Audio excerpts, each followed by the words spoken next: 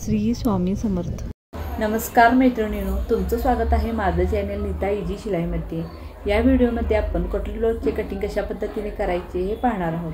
तर ते मी तुम्हाला अतिशय सोप्या पद्धतीने दाखवले आहे। जर तुम्हाला पेपर कटिंगचा कंटाळा येत असेल किंवा पेपर कटिंग करणं तुम्हाला अवघड वाटत असेल तर डायरेक्ट कपड्यावरती कशा पद्धतीने आपण कटिंग करू शकतो तेही एकदम सोप्या पद्धतीने आजपर्यंत व्हिडिओवर कोणीही दाखवलं नाही अशी पद्धत मी इथे दाखवलेली आहे। तर व्हिडिओ पूर्ण पहा, अजिबात स्किप करू नका।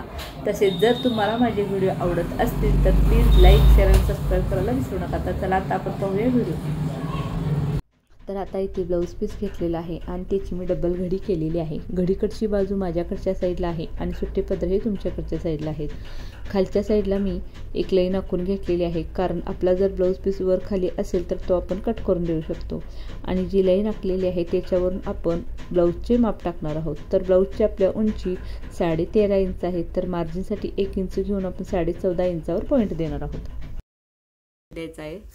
तर शोल्डर आपलं 5.5 इंच आहे, तर ते 5.5 इंचावर पॉईंट देऊया।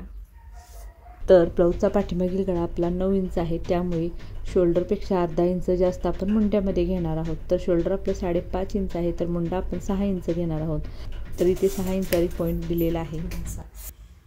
इथे देखील मुंड्याच्या ठिकाणी देखील आपण 5.5 इंच आहे का ते पाहून घ्यायचं आहे। ही लाईन आपण पूर्ण आखून घ्यायची आहे। तर ब्लाऊजची छाती 37 इंच आहे, तर 37चा चौथा भाग 9.25 इंच होतो, तर 9.25 इंचावर पॉईंट देऊया। आणि यामध्ये आपण मार्जिनसाठी 1.5 इंच मिसळणार आहोत। तर कंबर 33 इंच आहे, तर 33चा चौथा भाग 8.25 इंच होतो, तर 8.25 इंचावर पॉईंट देऊया।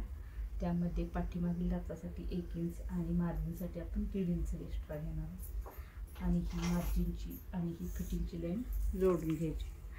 तर गळा रुंदी इथे 2.25 इंच घेतलेली आहे।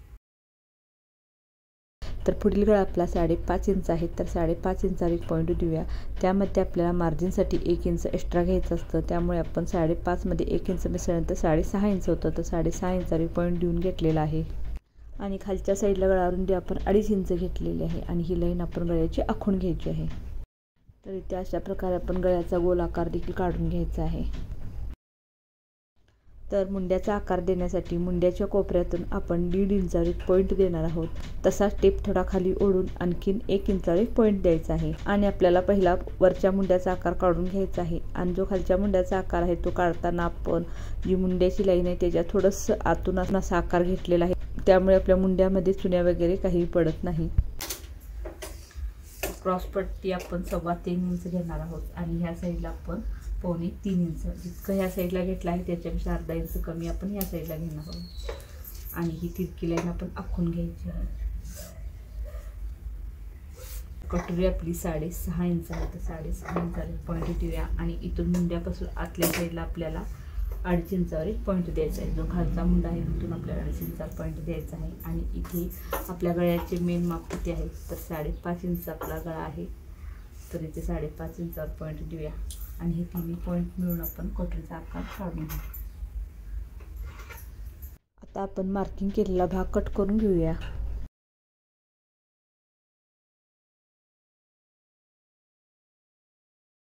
तर आता आपल्या ब्लाऊज पीसाची जी डबल घडी आहे तर त्याच्यामध्ये आपण आणखीन एक घडी टाकायची आहे, म्हणजे आपण चोबल घडी करणार आहोत। आणि इथे आपल्याला बाहीचं माप घ्यायचं आहे। तर इथे ब्लाऊज पीसाच्या खालच्या साईडला देखील मी लाईन आखून घेणार आहे, म्हणजे जर इथे देखील आपलं ब्लाऊज पीस वर खाली असेल तर आपल्याला ते कट करून टाकता येईल। आणि त्या लाईनीवरती आपण बाहीचं माप घेणार आहोत। तर बाही आपली 5.5 इंचाची आहे, तर मार्जिन आपण अर्धा इंच एक्स्ट्रा घेणार आहोत, म्हणजे 5.5 मध्ये अर्धा इंच मिसळल्यानंतर 6 इंच होतं, तर आपण 6 इंचावर पॉईंट देणार आहोत।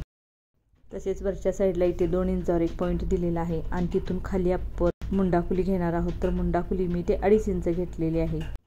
तसेच बाही रुंदी आपली 8.5 इंच आलेली आहे, तर 8.5 इंचावर पॉईंट दिला आणि जिथे आपण 2 इंचाचा पॉईंट दिला तिथून 8.5 इंचापर्यंत आपण तिरकी लाईन आखून घ्यायची आहे, पण त्या लाईन आपण अगदी गोलसर आकारामध्ये आखून घ्यायची आहे। तसेच खालच्या साईडला आपण दंडगेर घेणार आहोत, तर दंडगेर आपला 6 इंच आहे, त्यामध्ये मार्जिनसाठी 1.5 इंच आपल्याला एक्स्ट्रा घ्यायचा आहे। आणि बाहीच्या पुढच्या भागाचा आकार देखील मी ते काढून घेत आहे। तर तो कशा प्रकारे काढायचा आहे मी बऱ्याच व्हिडिओमध्ये बाहीची सविस्तर माहिती सांगितलेली आहे, ती तुम्ही पाहू शकता। तर आता खालच्या साईडून आपल्याला बाही पहिला कट करून घ्यायची आहे, नंतर आपण वरचा भाग बाहीचा कट करून घेणार आहोत।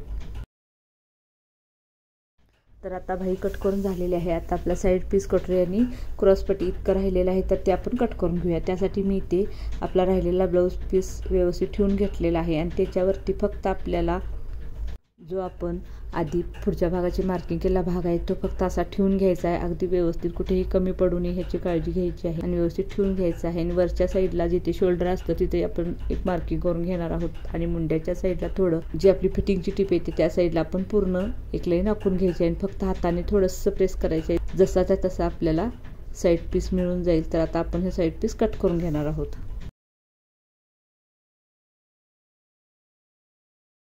तर कटोरी देखील आपल्याला सेम त्याच पद्धतीने ब्लाऊज पीसावरती ठेवून घ्यायचं आहे। पहा अशा पद्धतीने उलटी करून ठेवून घ्यायची आहे।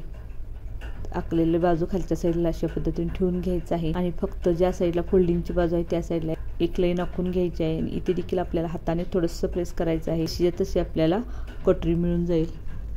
तर हे पहा, जशी तशी आपली कटोरी उठलेली आहे। तर आता आपण कटोरी वाढवून घेणार आहोत। तर ह्या साईडला आपण 1.25 इंचावर एक पॉईंट द्यायचा आहे, तसेच दोन्ही साईडला 1.25 इंचावर एक पॉईंट द्यायचा आहे।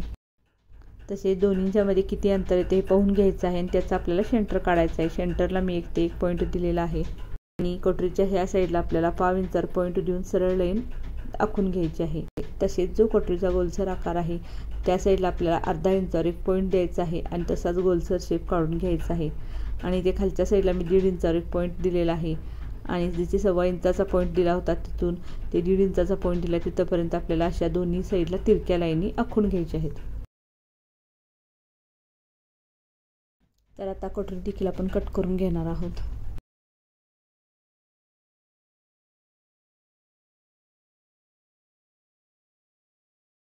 तर आता आपली फक्त क्रॉसपट्टी राहिलेली आहे, तर इथे आपण क्रॉसपट्टी घ्यायची आहे। तर क्रॉसपट्टी आपण 3.25 इंच घेतलेली होती, तर इथे मार्जिनसाठी त्यामध्ये आपण 1/2 इंच वाढवून घेणार आहोत। तर इथे मी 3.25 इंचावर पॉईंट देणार आहे। तसेच खालच्या साईडला आपण जितकं वरच्या साईडला घेतले आहे त्याच्यापेक्षा 1/2 इंच कमी, म्हणजेच आपण 3.25 इंचावर पॉईंट देणार आहोत आणि ही तिरकी लाईन आपण जोडून घेणार आहोत।